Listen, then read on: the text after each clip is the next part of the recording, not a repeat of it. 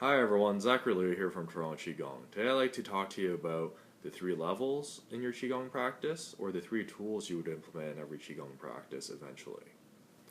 Before I get into the video itself, let's talk about the tools in relation to the training.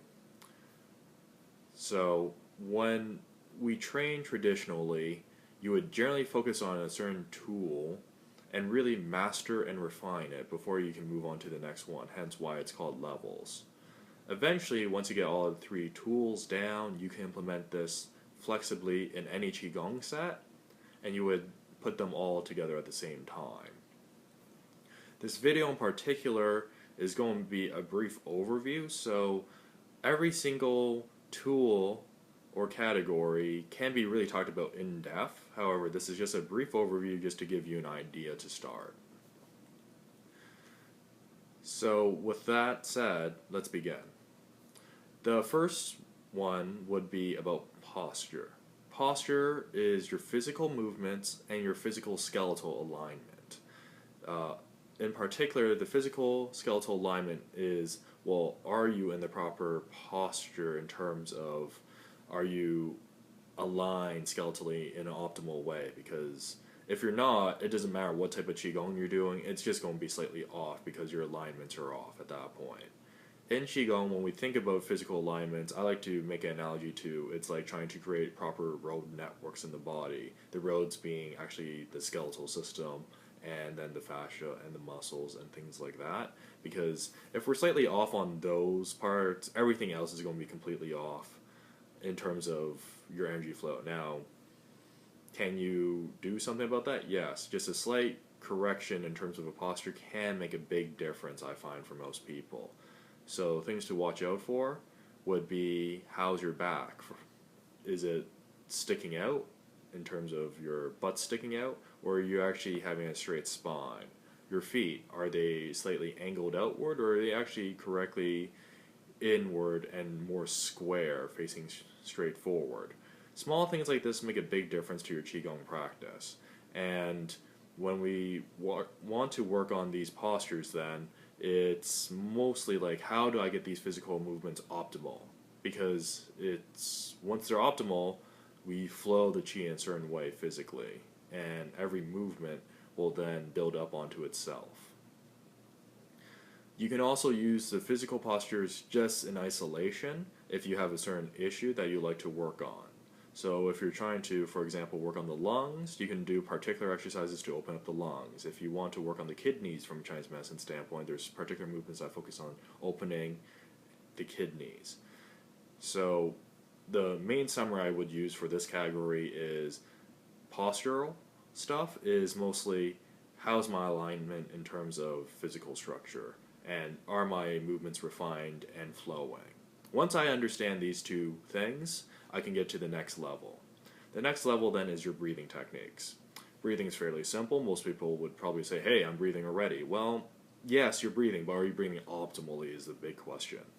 In Qigong, we have various breathing techniques to get certain reactions in the body, because depending how much oxygen you're putting into your body, you're going to get a certain reaction. It's just that simple from a scientific standpoint. So when we use a default breathing, it's going to be natural breathing in Qigong, and that's when your belly expands on the inhalation, and then on the exhalation it sinks and relaxes. There's other breathing techniques such as incremental body breathing, which is opening and breathing into specific points, such as the acupuncture points, the organs, the meridians, or even various parts of the body, like, say, your eyes, your lower back, things like that. So they have a focus to them where you're breathing and guiding that breath. And then there's other ones like reverse breathing, which is you have your chest open.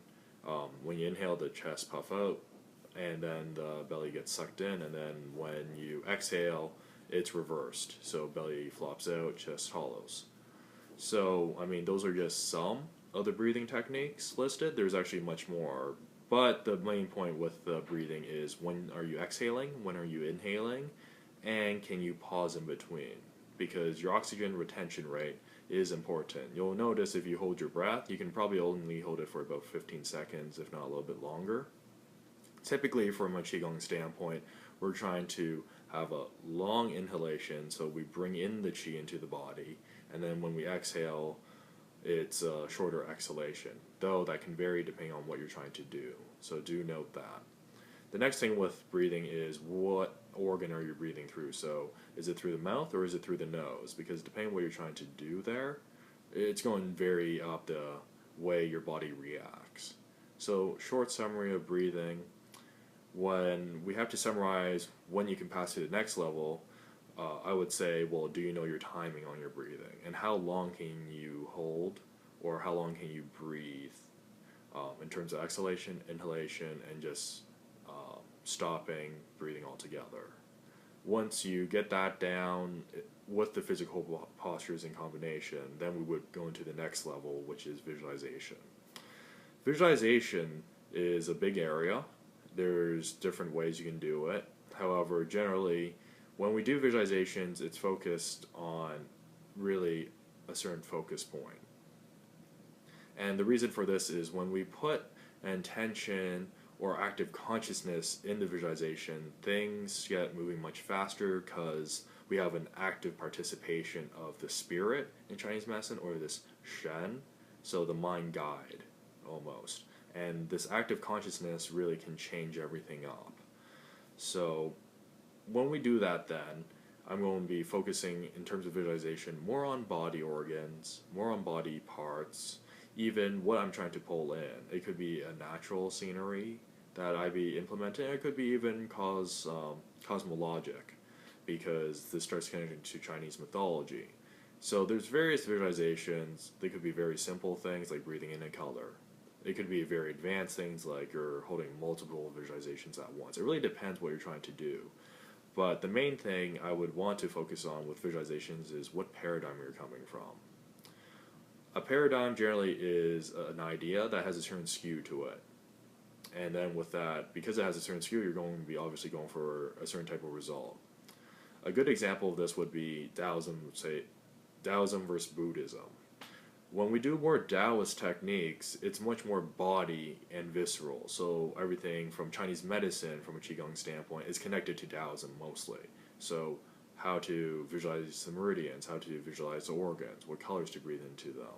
Things like this, that's more Taoist derived, versus Buddhist Qigong, which is much more about enlightenment and clarity of mind. So they're usually utilizing things like the meridians or the chakras and combinations to get a clarity of mind and peace of mind to really see everything.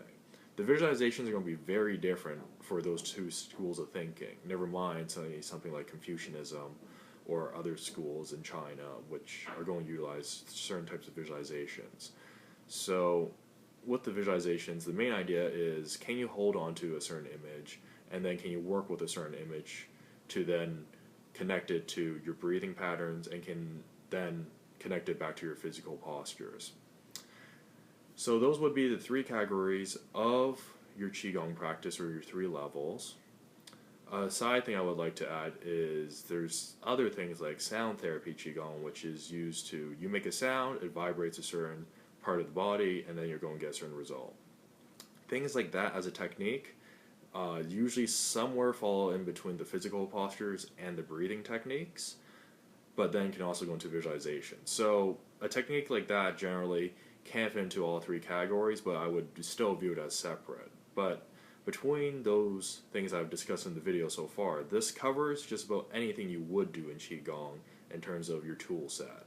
So when you're doing your Qigong and practicing, do notice where you are more or less lacking and what you can focus on. So if you got your physical postures correct now, see how your breathing connects to it. If your breathing is decent with your physical postures, then connect the visualizations to it, and then vice versa.